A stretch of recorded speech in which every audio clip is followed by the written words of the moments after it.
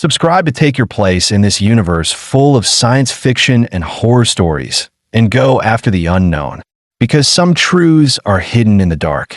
The Grand Chamber of the Galactic Council stretched vast and imposing, its domed ceiling a masterpiece of artificial design, simulating the very cosmos it governed. Stars flickered within its darkened expanse, constellations shifting in mesmerizing patterns, a silent testament to the Council's dominion over the known galaxy. Below, representatives of countless civilizations sat in their designated alcoves, their forms as varied as the worlds they hailed from. Some draped in shimmering robes of light-sensitive silk, others encased in segmented armor that clattered softly with every motion. A dozen pairs of alien eyes glowed in the chamber's dim light, watching, waiting. The weight of the moment pressed upon them all. At the heart of the chamber, upon the raised central platform, the Krovan Imperium's emissary stood, towering above most of the other delegates. His scaled hide gleamed under the ambient glow of the Council's artificial stars, his slitted eyes narrowing as he surveyed the assembly. When he spoke, his voice was a low growl, guttural and edged with contempt. The humans have defied the natural order. His words carried an air of finality, his clawed hand clenching into a fist. They learn too fast, expand too ruthlessly. No species in the annals of history has developed with such reckless acceleration. We have observed this anomaly for centuries, yet they show no sign of slowing. If we allow them to continue, the balance we have so carefully upheld for millennia will be shattered. A murmur rippled through the chamber, not of dissent, but agreement. It was the unspoken fear each species had carried within them, the dread that had brought them together on this day. The Zeldar emissary, a being of ethereal translucence, leaned forward, her gelatinous form shifting in waves of color, each hue reflecting her thoughts. When we first observed them, they were bound to their dying world, ignorant of the vastness beyond their skies. They knew nothing of faster-than-light travel, of quantum engineering, of planetary-scale warfare. Her colors darkened to a deep violet, the Zeldar expression of unease. Yet in mere centuries, they have unlocked secrets that took our civilizations eons to master. Their ability to adapt is unnatural. Unnatural. The word hung heavy in the air. From the opposite end of the chamber, a being of the Syndicate Alliance shifted, the chitinous plates of its body clicking together as it turned its many eyes toward the center of the room. They fight wars even when peace is an option, it stated, voice mechanical, translated through a synthetic vocalizer. They develop weapons before they develop diplomacy. They dismantle the very ecosystems of the planets they colonize, shaping them in their own image without regard for the life that came before. A pause, then a slow, deliberate shift of its mandibles. We must not wait until they turn their sights on the stars. The silence that followed was not one of contemplation, but of acceptance. This was not a debate. The decision had already been made long before this gathering had even begun. The formality of the vote was nothing more than tradition. A final voice, cold and unwavering, sealed the fate of an entire species. The humans must be eradicated. No objections. No voices raised in protest. The Council's decree was swift, absolute. Yet, in the shadowed recesses of the chamber, where light barely touched, a lone figure exhaled softly, unseen by the gathered delegates. An observer. A spy. And within seconds, before the Council had even finished its formal proceedings, a message was already in motion, slipping through encrypted channels, beyond the Grand Chamber's fortified walls, past the relay stations that monitored intergalactic transmissions, streaking through the void of space, headed toward one destination. Earth. Beneath the towering skyline of New Geneva, in the heart of the United Human Confederation, President Elias Greer sat motionless as the words scrolled across the sleek black interface before him. Destruction of Earth approved. Immediate action required. The room was silent, but for the faint hum of energy coursing through the war room's reinforced walls. He let out a slow breath, fingers curling into a fist against the polished surface of his desk. So it had come to this. They had feared this moment for years, but they had always known it was inevitable. The Galactic Council had underestimated humanity's ingenuity. But worse, they had misjudged its patience. For decades, humanity's greatest minds had seen the shifting tides of interstellar politics, had studied the patterns, the rising paranoia among the greater galactic powers. The warnings had been there, hidden in classified reports, in intercepted transmissions, in the cautious, wary glances exchanged whenever human delegates stepped into a council chamber. The moment humanity had cracked the barrier of interstellar travel, they had signed their own death warrant. But they had not done so blindly. Humanity had watched, listened, learned. The same trait that had made them a threat had also made them prepared. President Greer's hand hovered over a control panel embedded in the desk, his gaze steely, unwavering. There was no hesitation as he pressed the button. A single command, silent and invisible, pulsed outward, leaping from relay to relay, bypassing civilian networks, reaching only those for whom it was intended. Far beyond Earth, beyond the reach of the Council's all-seeing eyes, the dark void stirred. A fleet lay dormant in the depths of space, hidden in the asteroid fields of long-abandoned colonies, nestled within the ice caves of Europa's frozen core, buried beneath the dunes of a lifeless exoplanet known to no one outside of the highest echelons of human command. Ships unlike anything humanity had ever officially produced. Silent, waiting, forgotten by all but those who had built them. Now they came alive, engines ignited in the blackness, 1,000 points of light flaring against the abyss. Shield generators hummed to life, rail cannons and plasma arrays charging with lethal intent. Artificial intelligence networks synchronized across the fleet, systems activating in perfect unison. The Galactic Council believed humanity would run, that they would beg, that they would kneel before their supposed betters, as so many species had before them. They were wrong. Humanity had never been prey, and now they would make the stars remember. The vastness beyond Jupiter had long been a graveyard of forgotten ambitions. Derelict satellites, abandoned mining stations, the shattered remains of vessels lost to the silent jaws of space. Humanity's fingerprints lingered everywhere, a testament to its relentless expansion. But within this cold, lifeless expanse, something stirred. It began subtly, a distortion in the void. The naked eye would have seen nothing, yet space itself shuddered as an invisible veil was lifted. Within moments, the dark expanse came alive with movement. Ships, immense and black as the abyss that had hidden them for years, emerged from their hiding places, buried beneath the frozen oceans of Europa, nestled within the jagged chaos of the asteroid belt, lying dormant in deep space folds where even the most advanced scanners failed to penetrate. They had been built in silence, forged in secrecy, and now they awakened.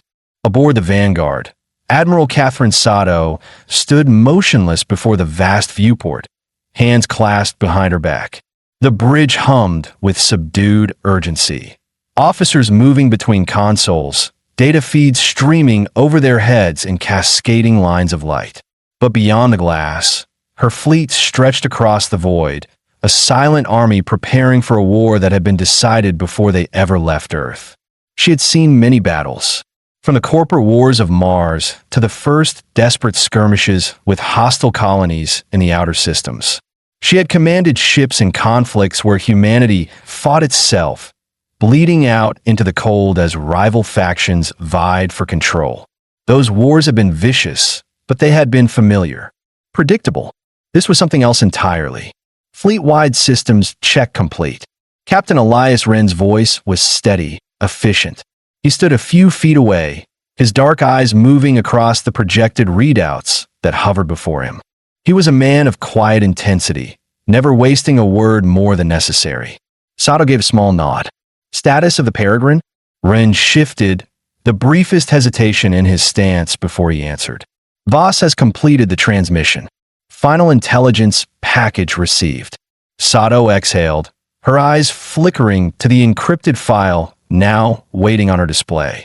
The moment she opened it, she would have the last piece of the puzzle, the final confirmation of what they had long suspected. A slow breath, then she tapped the interface. The data unfolded before her. Lines of intercepted transmissions, classified reports lifted from the heart of the Galactic Council itself. The decision had already been made. Humanity was to be erased. That much was clear, but buried within the layers of political justifications and military directives, something else lurked. Something deeper. Voss had spent 12 years buried in the Council's vast bureaucratic networks, a ghost drifting unseen through their ranks. He had been there before humanity had even been formally acknowledged as a threat. And in that time, he had learned more than just their laws and their strategies. He had seen the cracks in their foundation. They weren't afraid of humanity's weapons. They weren't afraid of their expansion. They were afraid of something else.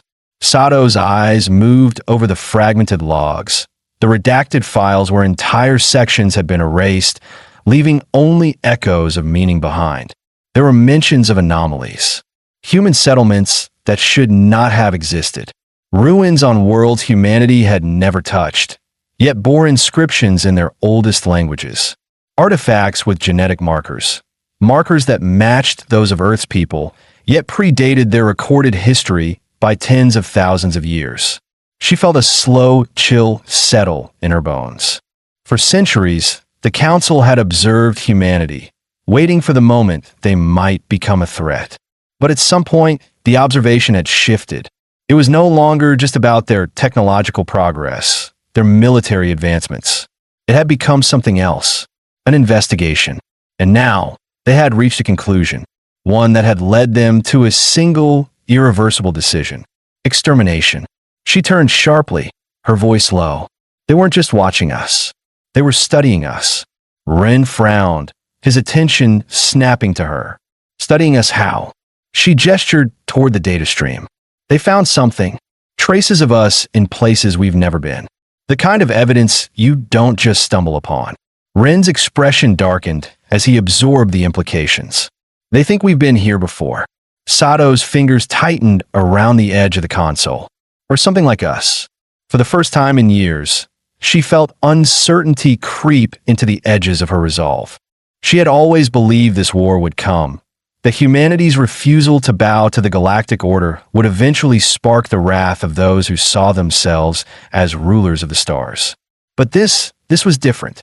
This wasn't just about power. It was about fear. The Council wasn't eliminating a rival. They were eliminating a mystery. Her mind raced, tracing the possible conclusions. If the Council had known about these anomalies for years, centuries, even, what else had they been hiding? Had humanity's rise truly been its own doing? Or had something else been at play? She forced the thoughts aside. There was no time for uncertainty. "We continue as planned," she said, her voice steady. "The fleet moves into formation. If the Council believes they can erase us before we learn the truth, they've severely underestimated us." Run gave a curt nod, but his expression remained unreadable. "And when we face them," Sato turned back to the viewport. Beyond the glass, the first wave of ships drifted into position, black shadows against the abyss. The storm was about to break. Then, she said, "We remind them why they were afraid in the first place." The void trembled with fire. Where once there had been silence, the night now burned. Streaks of plasma lashing across the abyss, detonations rippling like the birth of new stars. Human warships twisted and rolled, evading death by fractions of a second, retaliating with the precision of desperate survivors. The Galactic Council's fleet bore down with merciless efficiency, weapons designed over millennia of conflict tearing into the smaller, outnumbered vessels. Shields flared, hulls cracked, and men and women who had trained their entire lives for this moment died without ever seeing the faces of their enemy. Aboard the Vanguard, Admiral Catherine Sato remained a statue of composure, her dark eyes fixed on the shifting chaos beyond the viewport. Her ship jolted as another blast hammered its defenses, sending a cascade of sparks through the command deck. Warning sirens screamed, drowning out the hum of power surging through the reinforced hull. "They found us too quickly," Captain Elias Run muttered beside her, scanning the tactical feed. This wasn't just good scouting. They were waiting. Sato's grip on the railing tightened. She had suspected as much the moment the first barrage had hit. The Council had been methodical in their slow march toward extermination, but tonight's ambush was something else. Their fleet had been positioned with precision, their reinforcements arriving at impossible speed. Either they had technology even Voss hadn't uncovered, or, "There's a leak," she said coldly. Ren's gaze flickered to her. He didn't argue. Below them, the battlefield churned. The Dauntless banked hard, dodging an incoming torpedo, then retaliated with a railgun salvo that shattered a Council frigate in a spray of glowing debris. The Vanguard's cannons thundered in response to an advancing dreadnought, their rounds slamming into its shields like meteors against a planetary atmosphere. But the Council's forces adapted quickly, adjusting their formations, pressing their advantage. "We can't hold like this," Ren said, his voice measured but tense. "Their reinforcements are phasing in too fast." A fresh alarm blared, cutting through the din. "New signatures detected," one of the bridge officers called. Enemy warships dropping in. A pause. A flicker of hesitation. "No, something else." The displays across the command deck spasmed, data feeds scrambling into unreadable glyphs. For a moment, the Vanguard systems flickered, not failing, but struggling against something unseen, something outside their design. The air felt heavier, a static charge humming through the ship's framework. Then the main screen stabilized, and the battlefield was gone. In its place stood a world, or what was left of one. Jagged ruins stretched across its shattered surface, vast and alien, yet unmistakably constructed. Stone monoliths, carved and weathered by impossible years, jutted from the cracked ground, forming the remnants of a civilization lost to time. The sky above churned with unnatural storms, violet lightning rippling across the clouds like veins of energy bleeding through reality itself. But it was the markings, etched deep into the ruins, scarring the dead city's bones, that drew every eye on the bridge. They were human, not similar, not coincidental. Human. The image held for exactly 7 seconds before the screens blacked out once more. Then, just as abruptly, the battlefield snapped back into place. The chaos, the burning wreckage, the enemy fleet surging forward. But now there was something new, a pulse. It was not a signal in the traditional sense, not a transmission encoded in language or decipherable code. It was deeper than that, a sensation, a presence that had not been there before.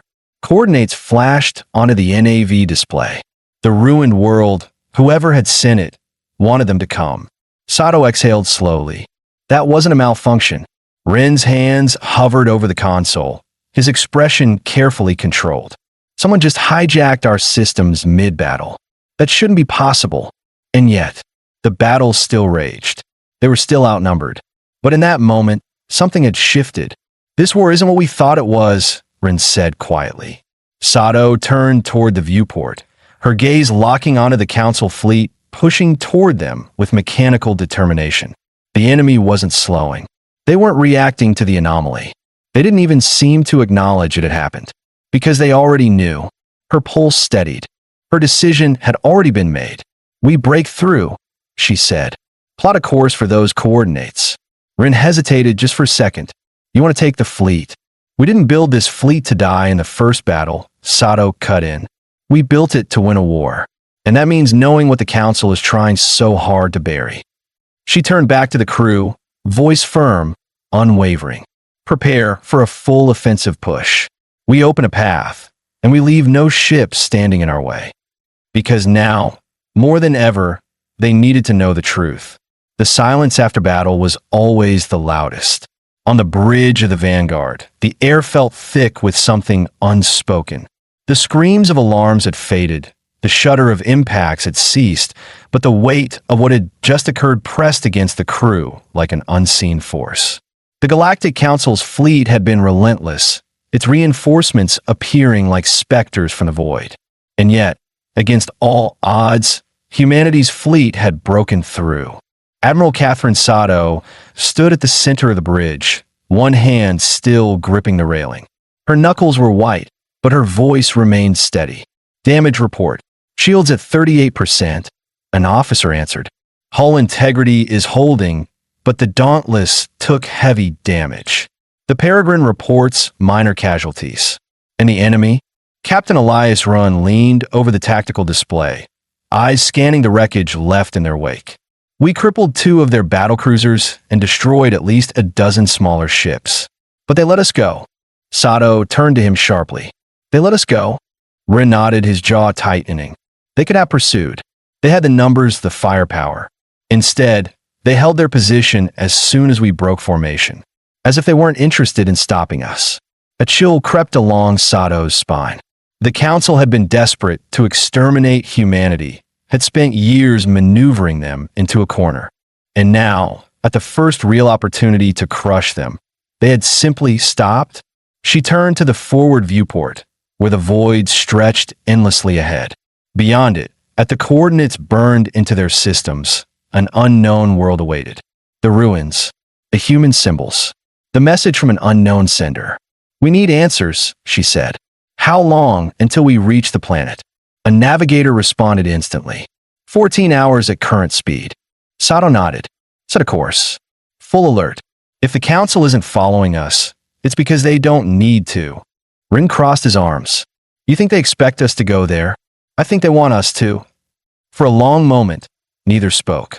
The hum of the ship filled the silence, the low vibration of engines running at full power. Sato could feel the crew watching her, waiting for orders that could determine the fate of their species. We go in prepared, she finally said. Arm every ship.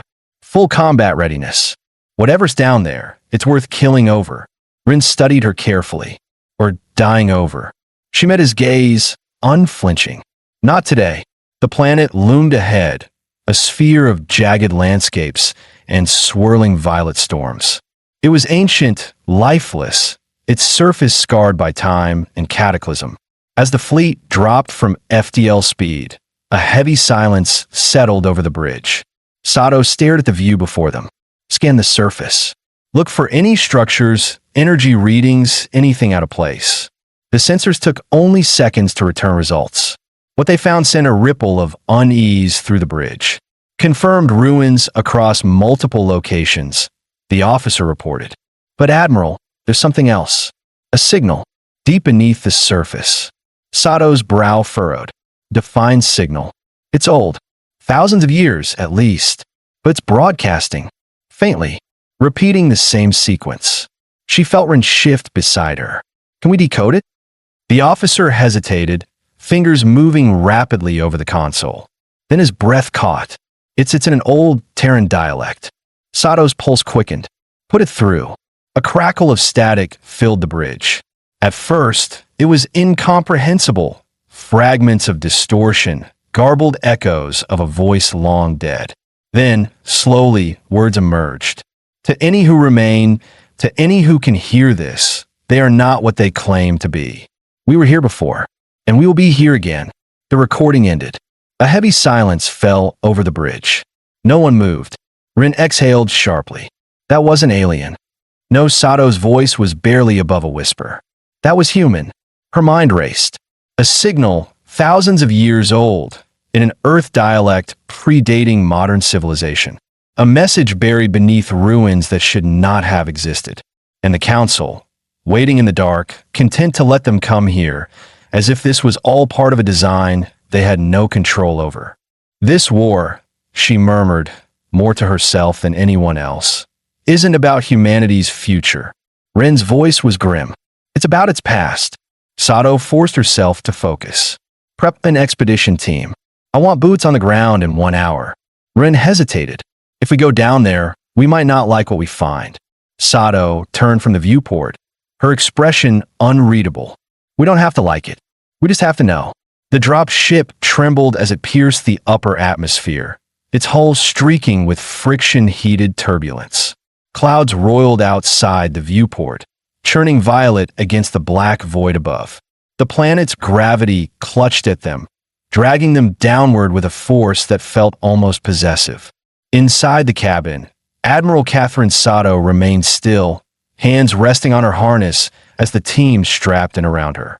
The quiet before an operation was always the same. A contained storm, pressure building beneath the surface. The rhythmic beep of instruments, the muted hiss of oxygen cycling through the ship's vents. Voices low, movements calculated. Every soldier knew their part. Captain Elias Run sat across from her, arms crossed, boots braced against the floor. He had spoken little since the signal had been decrypted, his expression unreadable. But Sato had known him long enough to see the weight behind his silence. He wasn't just thinking about the mission. He was thinking about what came after. The intercom crackled. 2 minutes to landing, the pilot announced. Surface readings are unstable, but nothing we can't handle. Sato met Ren's gaze. One way or another, we're getting answers. His jaw tightened, but he nodded. The ship jolted as it breached the cloud cover, revealing the landscape below. It was worse than the scans had suggested. The ground stretched in jagged ruin, blackened by forces long forgotten. Towering structures, ancient and broken, loomed like the bones of some extinct colossus. Time had gnawed at them, worn them into skeletal remains. But here and there, amid the wreckage, the unmistakable remnants of human design stood defiant. A column bearing faded engravings. A shattered walkway with railings meant for human hands. A doorway, half buried in the sand. Sato exhaled. Thousands of years old. Maybe more. And yet, they had been here. The ship touched down with a dull thud, sending plumes of dust spiraling into the air. Hydraulic locks hissed, releasing as the ramp lowered. A wave of heat struck them first, thick, dry, unnatural. Then came the silence. Heavy, pressing, as if the world itself was holding its breath. Sato led the descent. Her boots crunched against the brittle ground, dust curling in small eddies around her steps. Rin followed, rifle at the ready, scanning the perimeter as the rest of the team fanned out. The air tasted metallic, laced with something just beyond recognition. Not toxic, but wrong. Keep comms open, she ordered. No wandering. We stay together. They advanced toward the ruins, weapons low but ready. Their boots left the first human footprints this world had seen in millennia, or at least the first in a very long time. Ahead, the entrance yawned like a wound in the earth. Wide, dark, beckoning. The signal had come from within. Sato flicked on her wrist light, the beams slicing through the murk. The walls were lined with carvings, intricate patterns etched deep into the stone. Symbols that should not exist outside of Earth. Symbols that predated known civilization. She stepped closer, tracing a gloved hand over the surface. The grooves were smooth, precise. This wasn't a ruin of collapse. It was a tomb. Ren's voice was low. Who built this? Sato didn't answer. She wasn't sure she wanted to. The ground sloped downward, the tunnel descending into shadows untouched by time. The further they moved, the colder the air became, a stark contrast to the heat outside. The path twisted, narrowing, leading them deeper. Then they saw it. A chamber. Massive. Vaulted. Lined with stasis pods. Rows upon rows of them, stretching into the darkness. Some shattered. Some still intact. Their glass fogged with condensation, obscuring whatever lay within. A screen, ancient yet somehow still functional, flickered to life. A voice, distorted and aged, crackled through unseen speakers. To those who find this, we were the first, but we will not be the last. The team stood motionless. The air felt charged, the weight of history pressing down on them. Sato turned to Run. This isn't just about us, she said quietly. It never was. Ren exhaled, his grip tightening on his weapon. Then we need to know what they left behind. Sato faced the endless rows of pods, their contents still hidden, waiting to be remembered. The planet was dying. Admiral Catherine Sato stood at the edge of the ruined chamber, her breath steady despite the tremors rattling through the ancient ground beneath her. The walls, once carved with symbols older than human memory, now fractured and crumbled, dust spilling into the air like ash from a funeral pyre. Somewhere deep beneath the surface, machinery groaned, a system failing after millennia of silence. The past was collapsing in on itself. She turned to Captain Elias Runn, who was crouched near one of the stasis pods, its glass shattered, its occupant long gone. His fingers traced the symbols etched into the metal frame, recognition flickering behind his dark eyes.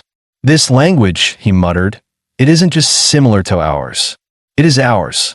Sato nodded. They had known since the moment they set foot here, but saying it aloud made it real. Humanity had not been the first. They had been here before, or something like them had. The ground rumbled again, stronger this time. The chamber lights, old, failing, but still flickering with some residual power, dimmed to a dull pulse. Rin rose to his feet. "We need to go. Now." A crack splintered through the wall to their left, stone giving way to reveal another passage, previously sealed. Beyond it, a glow, soft, golden, pulsing with the rhythm of something alive. Sato exchanged a look with Ren. He didn't speak, but she knew what he was thinking. They had come too far to leave without understanding. She stepped through first. The corridor was narrow, the air thick with dust and the metallic bite of something unfamiliar. As they moved forward, the glow intensified, resolving into a massive structure. An obelisk, smooth and seamless, its surface shifting as if it was liquid trapped in stone. It was not made of metal, nor any material she recognized. It was something other, and embedded within its core, suspended in light, was a figure. Human, or close enough that it no longer mattered. Rin swore under his breath. "That's impossible." Sato took another step forward, her pulse hammering. The figure inside the obelisk, tall, broad-shouldered, its features eerily familiar, remained motionless, as if caught between life and death. Its eyes were closed, its expression serene. And then, as the chamber trembled again, its fingers twitched. The machinery beneath them roared to life. Sato spun. The stasis pods in the previous chamber were failing, their ancient seals breaking one by one. Some were empty husks, but others held forms that were beginning to stir. Run grabbed her arm. "We have to go." But Sato couldn't look away. The obelisk was reacting to them, as if it had been waiting, as if he had been waiting. A voice, deep, unfamiliar yet undeniably human, echoed through the chamber, though the figure inside did not move. "You were never meant to return." The walls fractured further. Dust and debris rained down as the obelisk's glow pulsed erratically. The chamber was coming apart. Sato had spent her entire life fighting wars she understood. Battles of territory, survival, politics. But this was something else entirely. This was history fighting back. Rin pulled her hard. "Sato." She tore herself from the vision, sprinting after him as the ruins collapsed behind them. The past was buried once more, but not before leaving them with a single, undeniable truth. Humanity was not just a product of evolution. It was a mistake the universe had tried to correct, and now it would try again.